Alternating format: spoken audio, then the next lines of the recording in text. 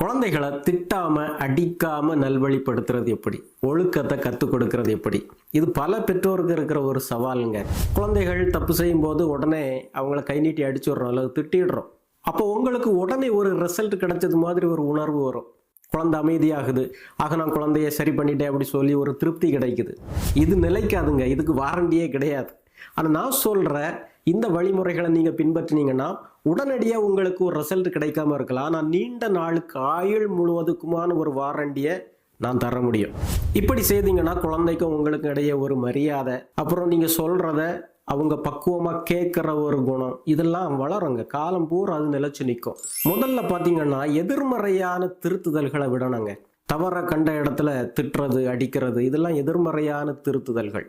ஆனா என்ன செய்யணும்னு சொல்றாங்க அப்படி சொன்னா, ஏன் குற்றத்தையே நீங்க குத்தி பாக்குறீங்க, குழந்தை செய்யற நல்லதை பாருங்க அப்படி சொல்லி கொடுக்குறாங்க. இப்ப இன்னொரு ரூம்ல 2 குழந்தைகள் விளையாடிட்டு இருக்கும்போது ஏதாவது சத்தம் கேட்டீங்கன்னா, டேய் அங்க என்னடா சத்தம் அப்படி சொல்றீ கத்துறீங்க. ஆனா அதே நேரம் அந்த குழந்தைகள் சத்தமே போடாம சமத்தா விளையாடிட்டு இருந்தாங்கன்னா அதை நம்ம எடுத்து சொல்றதே இல்லை, பாராட்டுறது இல்லை, அங்கீகரிக்கிறது இல்லை. இது தப்புங்க. குழந்தைகள் சமத்தா பக்குவமா நடந்துக்கும் போது அதை நீங்க உற்று பார்த்து, பரவாயில்லையே இன்னைக்கு நல்லபடியா விளையாடுனீங்களே, சண்டை போடவே இல்லையே அப்படி சொல்லி அதை எடுத்து சொல்லணுங்க. குழந்தை விளையாடிக்கிட்டு பொம்மையெல்லாம் வழக்கமாக கலைச்சி போட்டுகிட்டே போயிடுறோம். நீங்கள் வேற திட்டுவீங்க, விளையாட தெரியுது அதை எடுத்து வைக்க தெரியுது அப்படி சொல்கிறீங்க. ஆனால் ஒரு நாள் குழந்தை விளையாடிக்கிட்டு பக்குவமாக அதெல்லாம் எடுத்து அதனுடைய இடத்துல வச்சுட்டு போயிருக்குது அப்படி சொன்னால் அதை நீங்கள் சுட்டி காட்டி பாராட்டணுங்க.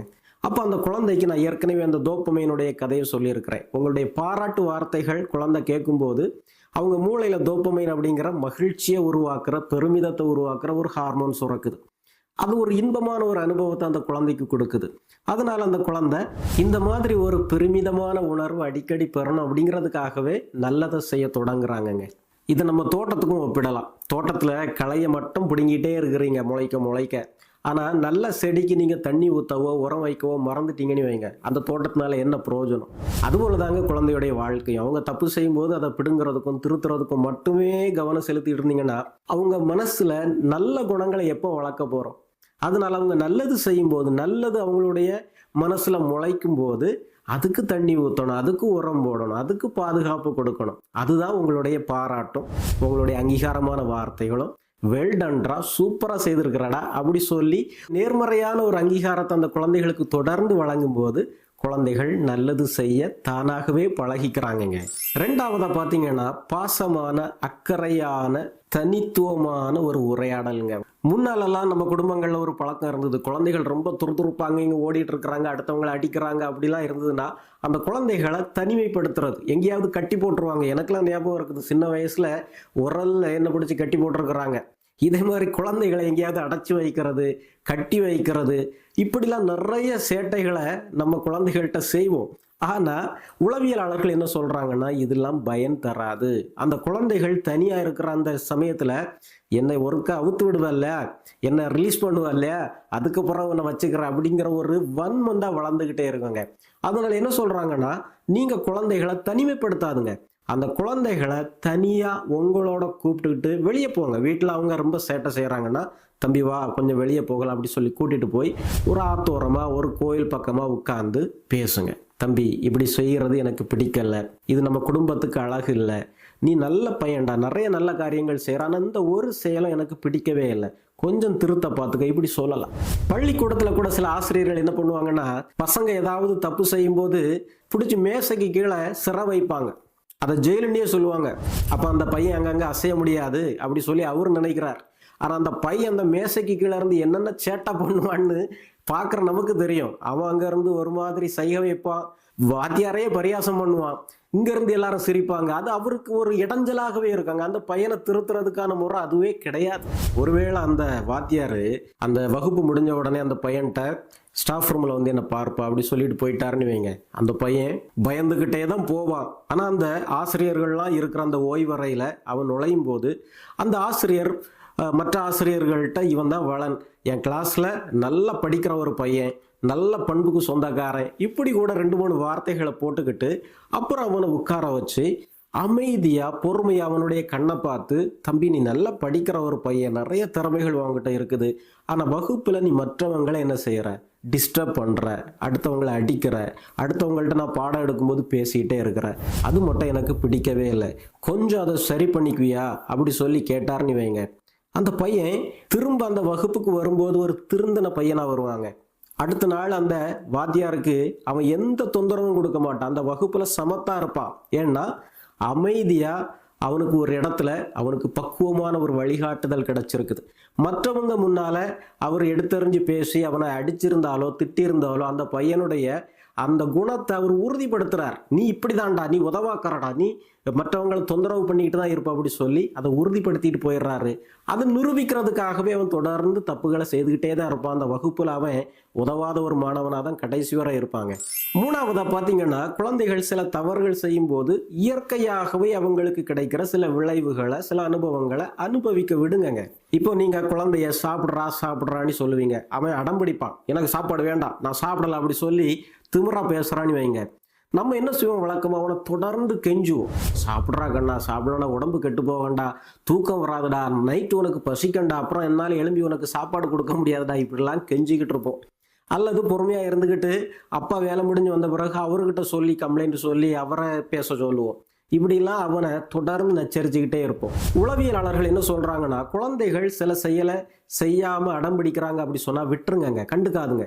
அவன் சாப்பாடு வேண்டாம்னு சொல்லி அடம்பிடிக்கும் போது இயற்கையா அவனுக்கு கிடைக்கிற விளைவை அவன் அனுபவிக்கட்டும். சரி, சாப்பிடாம இப்ப படுத்துட்டான்னு வைங்க, இப்ப நைட் அவனுக்கு பசிக்கும். அப்போ அவன் என்ன செய்யறான்னா, உணர்றான், அம்மா சாப்பிட சொல்லும் போதே பேசாம சாப்பிட்டுருக்கலாம் அப்படி சொல்லிட்டு அவன் என்ன செய்யறான், தனது தவறை திருத்துறதுக்கான ஒரு முயற்சியில ஈடுபடுறான். பையன் வெளியே ஸ்கூலுக்கு கிளம்பும்போது நீங்க பாக்குறீங்க, மேகம் எல்லாம் கருத்துக்கிட்டு வருது, மழை கண்டிப்பாக வரணும் உங்களுக்கு தெரிஞ்சு போகுது, பையன்ட்ட சொல்கிறீங்க, கண்ணா குடை எடுத்துகிட்டு போடா அப்படி சொல்கிறீங்க. அவன் திமிரா சொல்கிறான், உனக்கு என்ன தெரியும், மழைலாம் வராது அப்படி சொல்லிட்டு அவன் கிளம்பிடுறான். திரும்ப வரும்போது நனைஞ்சிக்கிட்டு வர்றாங்க குடை இல்லாமல். கண்டுக்காதுங்க. அதை நீங்கள் எடுத்து சொல்லவும் வேண்டாம், நான் உன்னை குடை எடுத்துகிட்டு போக சொன்னேன், நீ எடுத்துகிட்டு போகல, இப்போ நனைஞ்சிட்டு வந்திருக்கிறியா, இப்படி நீங்கள் சொல்லவே வேண்டாங்க. அப்படி சொன்னீங்கன்னா எதிர்த்து தான் பேசுவான், நான் இப்படி நனைஞ்சிட்டு தான் வருவேன் அப்படி சொல்லுவான். கண்டுக்கவே செய்யாதுங்க. வந்த உடனே பாசமாக அவனுடைய தலையை தொடச்சி விட்டீங்கனாலே அவனாட்டே அந்த மழையில நனைஞ்சு வரும்போது உணர்ந்திருப்பான், அம்மா சொல்லும் போதே அதை கேட்டிருந்தா இப்படி மழையில நனைஞ்சிட்டு வர தேவை இருந்திருக்காது அப்படி சொல்லி அவனுக்கு அவனே திருத்துறதுக்கான சில நல்ல குணங்களை படிக்க தொடங்குவாங்க. நாலாவதா பார்த்தீங்கன்னா, ரீடிரெக்ட் பண்றதுங்க. அதாவது பல நேரங்களில் குழந்தைகள்கிட்ட இதை செய்யாதடானே சொல்லிட்டு இருப்போம், ஆனால் என்ன செய்யணும் அப்படிங்கிற வழிகாட்டுதல் இருக்காது, ஒரு டிரெக்ஷன் இருக்காது.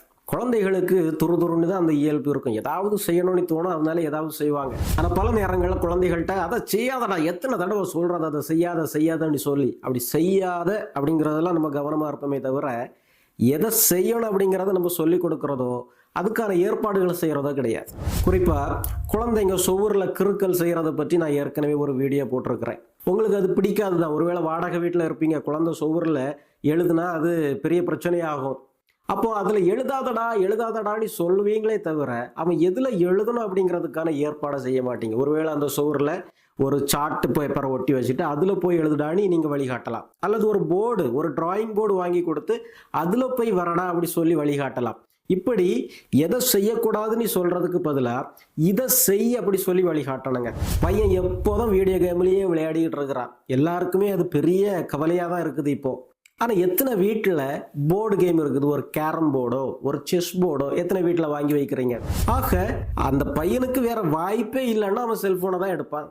அதனால குழந்தைகளுக்கு மாற்று ஏற்பாடுகளை செய்து கொடுக்கணும். எதை செய்யக்கூடாதுன்னு நம்ம விரும்புகிறோமோ அதுக்கு மாற்று அவன் என்ன செய்யணுமோ அதுக்கான ஏற்பாடுகளை, பாலு அல்லது ஒரு போர்டு கேமு அல்லது சில டிராயிங் பொருட்கள், சரிதானா, இதெல்லாம் நம்ம ஏற்பாடு செய்து கொடுத்தாலே தானாகவே அவனுடைய கவனம் அதுல மாறி போவாங்க. கடைசியா பாத்தீங்கன்னா, குழந்தைகள்கிட்ட நீங்க மனம் விட்டு நிறைய நேரம் கொடுத்து அவங்களோட பேசிக்கிட்டு இருந்தாலே குழந்தைகளுடைய சேட்டை ரொம்ப குறைஞ்சுறாங்க. உளவியலாளர்கள் என்ன சொல்றாங்கன்னா, குழந்தைகள் குறிப்பா சேட்டை செய்யறது, குறும்பு செய்யறது உங்களுடைய கவனத்தை ஈர்க்கிறதுக்கு தான் அப்படி சொல்றாங்க.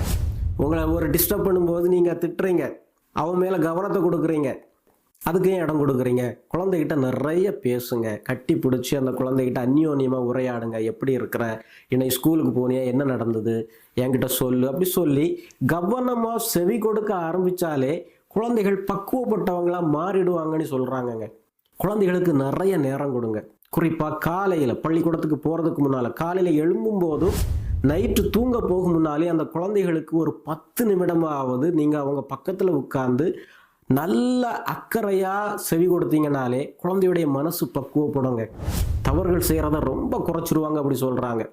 இந்த 5 பண்புகளும் கண்டிப்பாக உங்களுக்கு உதவியாக இருக்கும். இன்னும் முக்கியமான நிறைய பண்புகள் இருக்குது. அதை இன்னொரு வீடியோவில் உங்களுக்கு தொடர்ந்து தர்றேன். மீண்டும் விரைவிலே சந்திப்போம். நன்றி.